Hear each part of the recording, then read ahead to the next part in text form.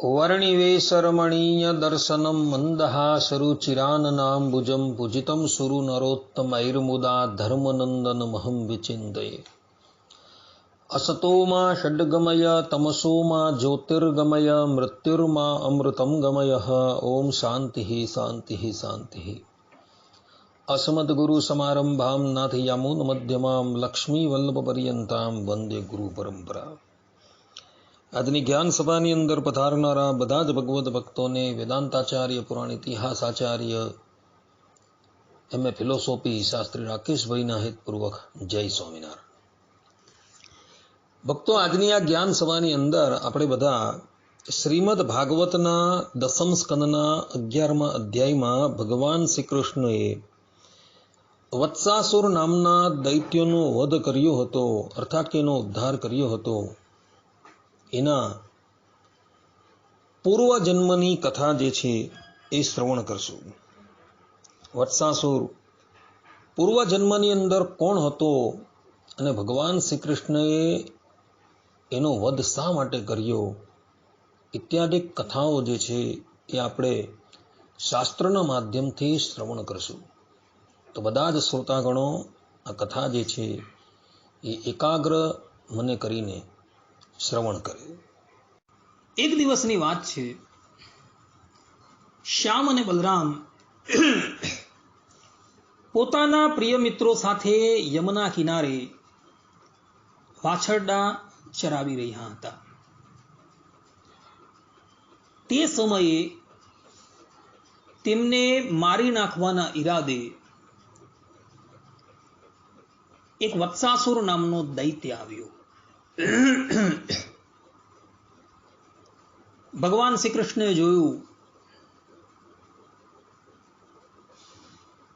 કે આ દૈત્ય બનાવટી વાછરડાનું રૂપ લઈને વાછરડાના ટોળાની અંદર પ્રવેશ થઈ ગયો છે। તેઓએ આંખના ઈશારાથી બળદેવજીને બધી વાત કહી દીધી અને ધીરે રહીને ભગવાન શ્રી કૃષ્ણ એની પાસે પહોંચી ગયા। પેલા દૈત્યને તો એમ જ હતું કે શ્રી કૃષ્ણ જે છે એ મને ઓળખતા જ નથી। આ વાછરડો અતિશય રૂષ્ટ પુષ્ટ અને શક્તિમાન હતો। ભગવાન શ્રી કૃષ્ણ એની પાસે ગયા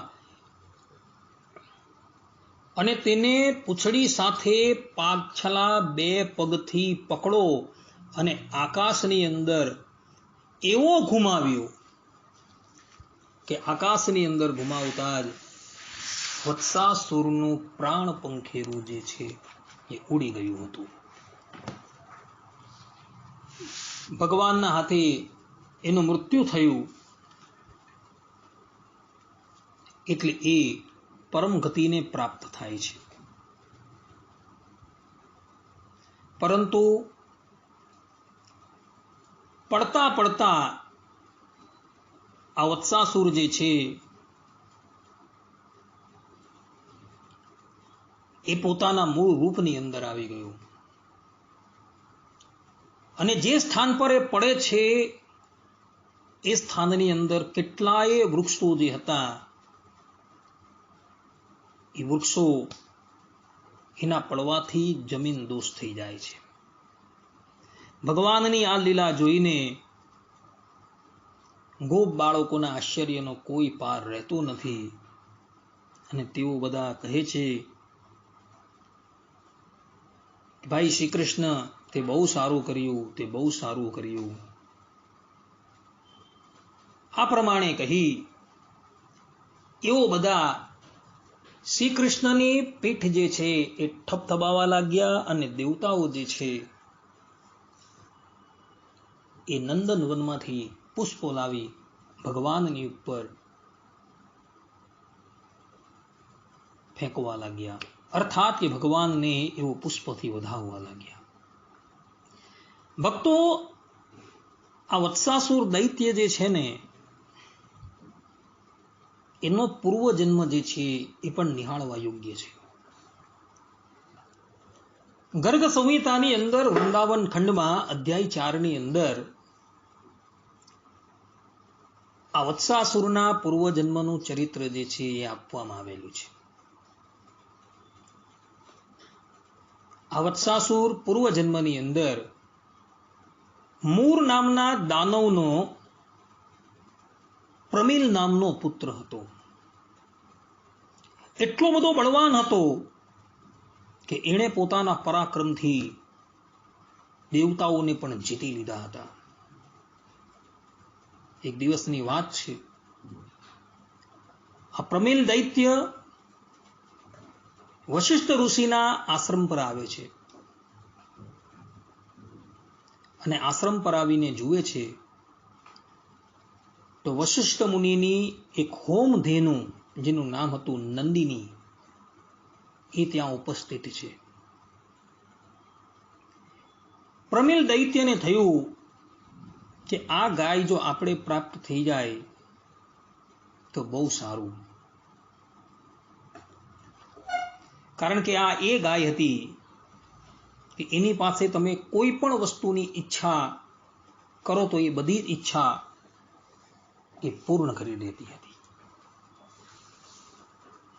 હવે એકાએક તો વશિષ્ઠ મુનિ પાસે એની માંગણી થાય નહીં,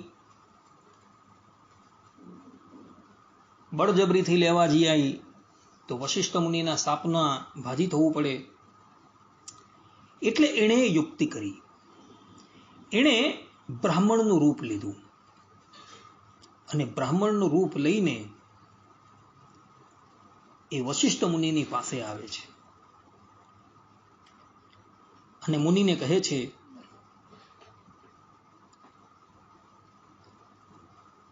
કે પ્રભુ, અમારે આ નંદીની ગાય જોઈએ છે, તો કૃપા કરીને આપ અમને એ પ્રદાન કરો. મહર્ષિ વશિષ્ઠ દિવ્યદર્શી હતા, એવો સર્વજ્ઞ હતા, એટલે એ આ પ્રમિલ દૈત્યની બધી જ કુયુક્તિ જે છે એ જાણી ગયા. પરંતુ એવો કંઈ બોલ્યા નહીં, એવો મૌન જ રહ્યા.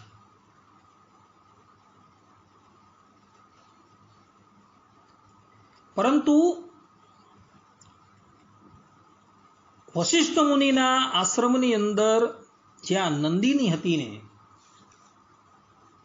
એની આ ક્રિયાથી ક્રોધાયમાન થઈ ગઈ. વશિષ્ઠ ઋષિની પાસે બ્રાહ્મણનું રૂપ લઈને આ દૈત્ય આવ્યો. વશિષ્ઠએ મર્યાદાનું ઉલ્લંઘન કરેલું નથી. કોઈ પણ ભાવે એ બ્રાહ્મણ થઈને આવેલો હતો અને પોતે યાચના કરતો હતો અને વશિષ્ઠ બધું જાણતા હતા, છતાં પણ એની ઉપેક્ષા કરી નથી. પરંતુ નંદની ગાયે આ દૈત્યની પાસે જવું ન હતું. એટલે નંદીની ગાય પણ બધું જ જાણતી હતી, એટલે એ ક્રોધાયમાન થઈ જાય છે અને આ પ્રમિલ નામના દૈત્યને શાપ આપતા બોલે છે કે રે દુષ્ટ, તું તો મૂરનો પુત્ર પ્રમિલ છે અને આ પ્રમાણે બ્રાહ્મણનું રૂપ લઈને તું મારું અપહરણ કરવા માટે આવેલો છે. માટે જા, હું તને શાપ આપું છું કે તું ગાયનું વાછરડું બની જા. નંદિની ગાયે કેવલ આ પ્રમાણે કહ્યું એટલે આ પ્રમિલ નામનો દૈત્ય જે છે એ